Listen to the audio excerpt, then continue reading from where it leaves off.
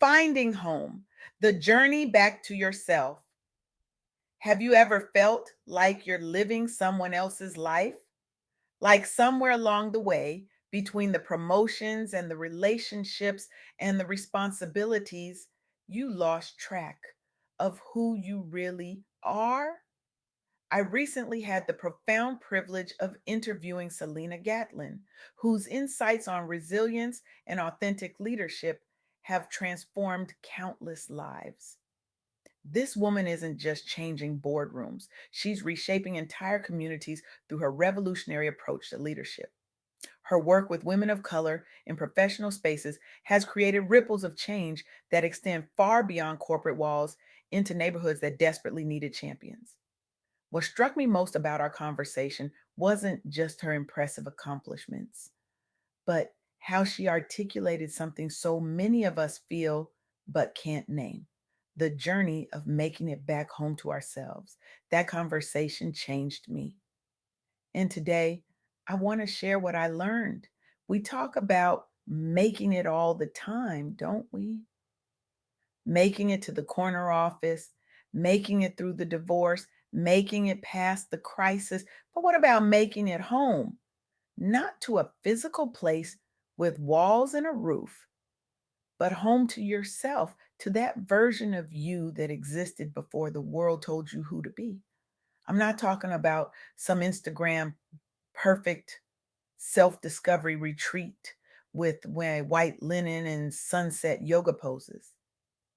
I'm talking about the gritty, unglamorous work of finding your way back after life has knocked you sideways. The kind of journey where you might be crawling before you're walking, where the map is smudged and torn, and where progress sometimes looks suspiciously like going in circles. Let me tell you about Selena Vives. As a Black woman executive in property management with over 25 years of experience, Selena faced a crisis early in her tenure as regional director.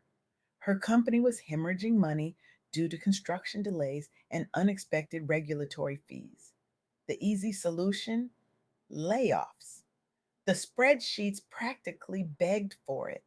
The board members cleared their throats expectantly during meetings. The industry playbook had a whole chapter dedicated to necessary workforce reductions. But Selena remembered something essential about herself, something the pressure of that moment tried to make her forget. She was not just a number cruncher, she was a human being leading other human beings. Instead of cutting jobs, she assembled a cross functional task force. They reprioritized projects, negotiated extended payment terms with vendors, and hunted for new revenue opportunities like their lives depended on it. Because for some, they did. When a senior executive questioned her approach, suggesting it showed emotional weakness, she replied, "I'd rather be accused of having too much heart than not enough humanity." The result? Jobs were saved, trust was rebuilt, the team emerged stronger. And ironically, the financial turnaround happened faster than it would have with layoffs, because people who feel valued will move mountains for a leader who sees them. But here's what's remarkable about this story. When I asked Selena what gave her the courage to resist the conventional wisdom of layoffs, she didn't cite some business school case study. She said, "I remembered who I was." She explained how years of experiencing discrimination as a Black woman in business had taught her the value of seeing people as whole humans, not just resources. That pain became purpose. That obstacle became opportunity. That wound became wisdom. Selena transformed her organization by embedding diversity, equity, and inclusion at its core, not as trendy buzzwords, but as guiding principles. She set new standards for inclusive leadership in affordable housing that empowered both colleagues and communities. That's what making it home looks like. It's remembering who you are when everything around you is screaming for you to be someone else. But this journey isn't just for executives with corner offices. Consider Selena Morris, who became CEO at a young age despite facing significant challenges along her entrepreneurial journey. The skepticism she encountered wasn't subtle. People questioned whether she belonged in boardrooms or could lead effectively because she was young and black. Did she shrink? No, she expanded. Morris doubled down on learning every aspect of business operations. She built networks with mentors who understood her vision. She cultivated resilience through setbacks like failed product launches and funding rejections. There was the time an investor told her, with a patronizing smile, that perhaps she should start with something simpler than building a whole company.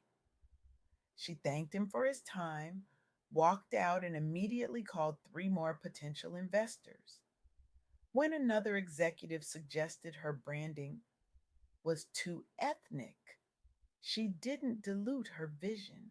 She amplified it, making cultural authenticity the centerpiece of her marketing. Her perseverance paid off when she successfully grew Zolly Candy into a recognized brand. Each failure brought clarity about what really mattered. Each win proved doubters wrong while inspiring other young entrepreneurs. Today, Zolly Candy serves as both a business success story and a beacon for underrepresented founders looking up at glass ceilings everywhere. That's what making it home looks like. It's refusing to let other people's limited imagination define your unlimited potential. But what happens when the path home seems completely obscured? When you've been knocked so far off course that you can't even remember which direction to walk? That's where community becomes essential. Through Hustle Plus Heals, Selena works directly with founders, often women of color, helping them navigate personal and professional upheaval. From layoffs to imposter syndrome, these women arrive having lost jobs or businesses during economic downturns or struggling under emotional burdens tied closely to their identities as mothers, as women, as people of color. One woman arrived at her first Hustle Plus Heals meeting having just been passed over for promotion a third time, despite consistently outperforming her colleagues.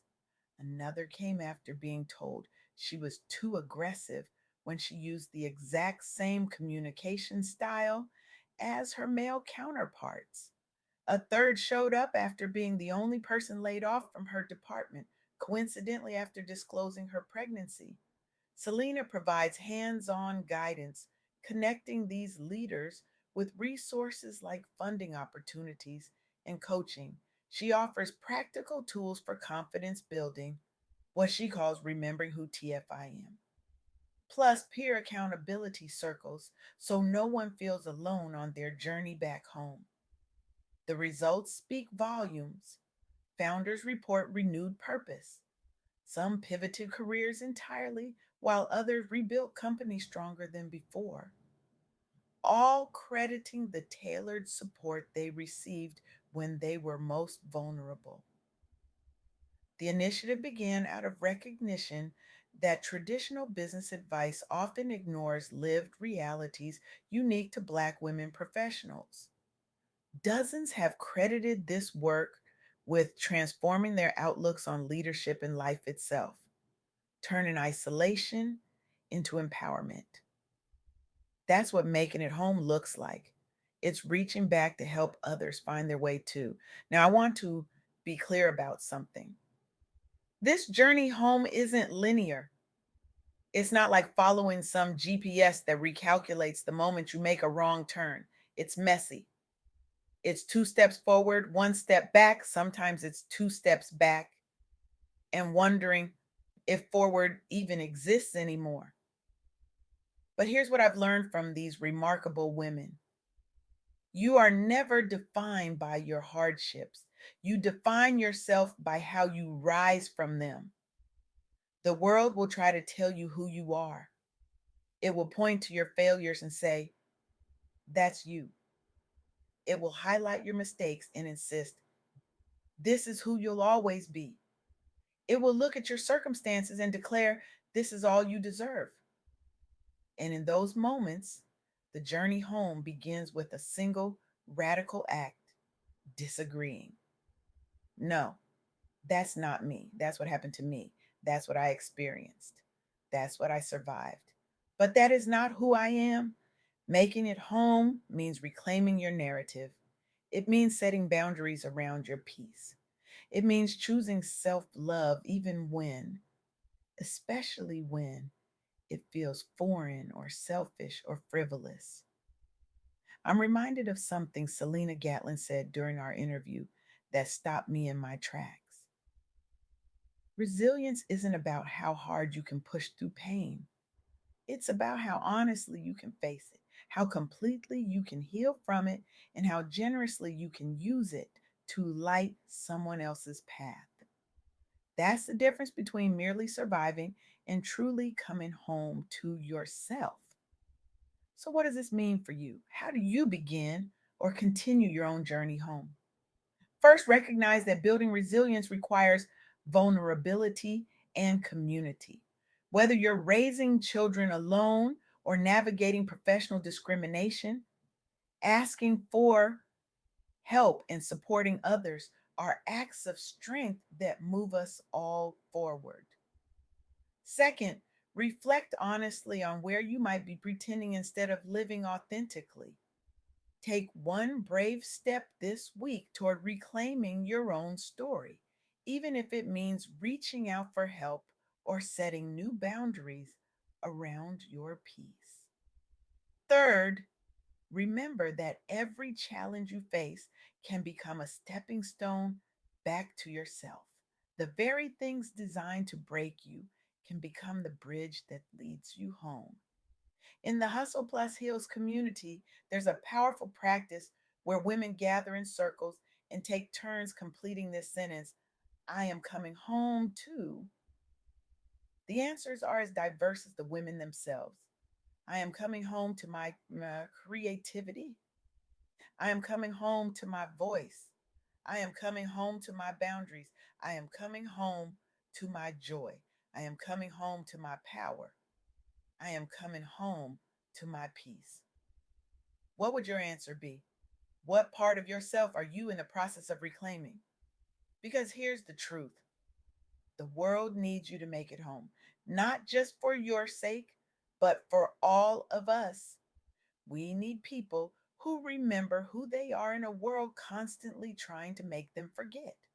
We need leaders who transform their wounds into wisdom. We need voices that refuse to be silenced by doubt or diminished by discrimination. So I challenge you today: start your journey home, not tomorrow, not when things calm down, not when you have more time or money or energy. Now, begin by asking yourself, what am I pretending not to know about my own life? Then listen, really listen to the answer that rises from deep within you.